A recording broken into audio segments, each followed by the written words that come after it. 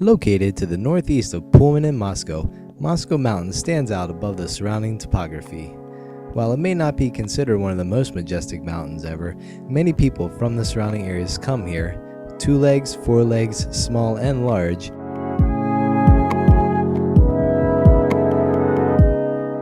The more time you spend on the mountain, the more you begin to realize that it is a community and culture all its own. Many people come here to escape their rigorous daily lives or just to enjoy the natural beauty that surrounds them here. Some people additionally come here for volunteer work to help build and maintain some of the local trails. Also, many people come here just to play and have fun and spend time with their friends.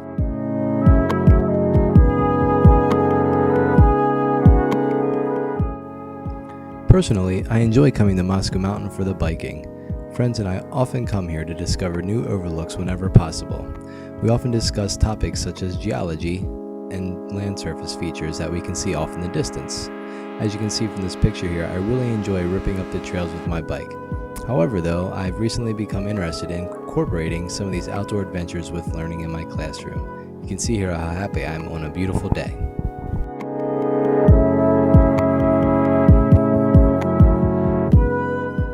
One of the most impressive aspects of Moscow Mountain is that it is entirely privately owned, mostly by Bennett Lumber, but also by many local residents who also live there.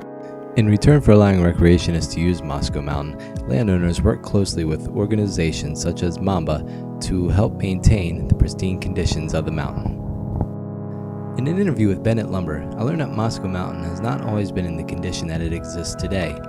Previously neglected, the area was once used as a dump site as well as shooting grounds and party area for locals.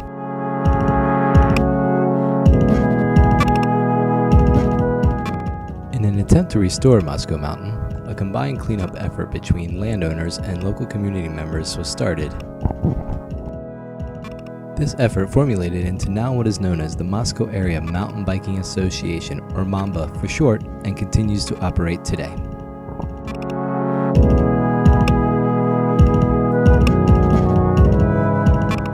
The original founders of Mamba were my husband and a couple of other guys, and I wish I could say it was for this altruistic, goal of, creating an incredible trail work for the communities of Moscow and Pullman, but really it was just selfish. It was like, okay, looks like Moscow's home for a while. I need a place to ride, dang it. And the only way I'm going to get it is if I build it. And how can I convince, how can I do the Huck Finn thing and get other people to build my trails? So thanks for getting sucked into the white picket fence.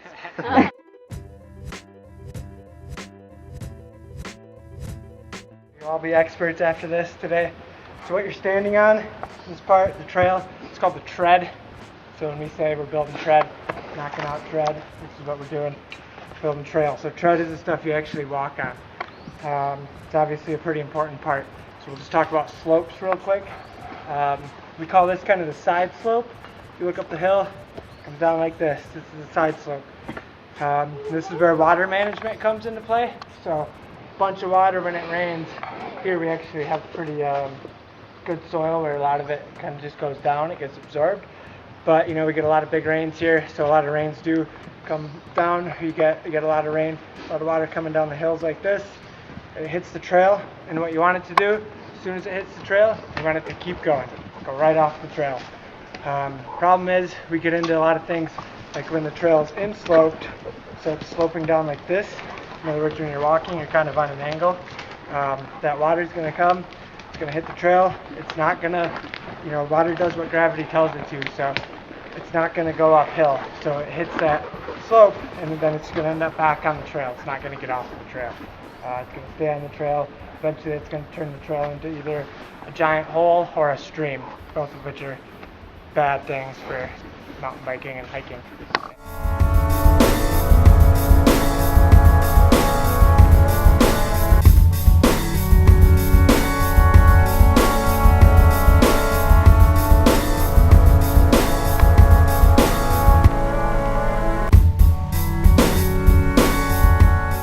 Love the outdoors. I love playing sports. Just the outdoors, they're a part of me.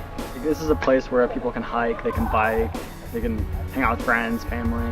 It's kind of like a close-knit type of community ordeal. You can just hang out.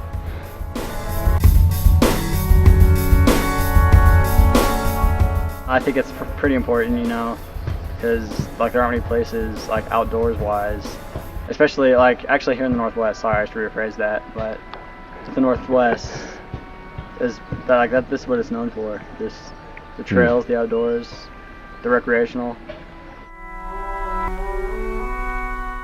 It's hard work, but you know, you gotta do what you gotta do. Well, I'm from the suburbs, so kind of don't get to do this a lot, and you know, I always feel a lot more calm when I'm out here, away from all the city and everything. So it's kind of doing all this work. It's just a little bit. It's hard work, but you know, it's kind of relaxing at the same time. Yeah, well, I mean, you can see how much work you guys have done. Yeah. It's a good looking trail. Mm-hmm. Nice. So, do you think you'll come up here and maybe use this mountain a little bit more? Now you know it's here. You know, if I get a mountain bike, that'd probably be a good idea. I don't think the green bikes at Washington State can bike this terrain. Oh, I've been using the trails for years, so it's got to pay back, right? Pay it Nice. forward to the next generation of bicyclists and whatnot. Watch the trails, you know, you see them in their finished state when you ride, but it's sort of, there is a process for making the trails. Yeah, true. I'm an engineer, so I sort of enjoy seeing the details come to play. Giving back, the community, and, you know, reflection, thinking about what you're doing is a big part too. So as you're working, your mind's not a blank slate. So it's fairly peaceful.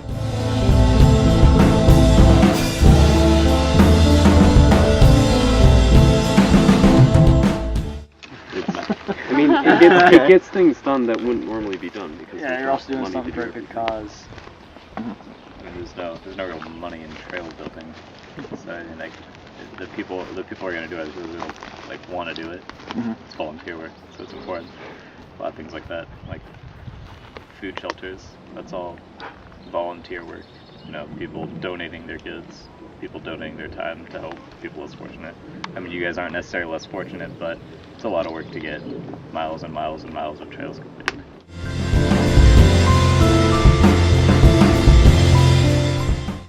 It's amazing how much when you have a group of people this size, and because I've been up here with like groups of 4, and you clear a little section, but you multiply that by 4 or 5, and you'll walk back here and go, "Wow, look at all we built today." It's amazing, and then that helps the morale too, because it's like, God, I'm up here and all I've made is 6 feet, you know. But if everybody does 6 feet, then all of a sudden you've got 100, and it's pretty cool.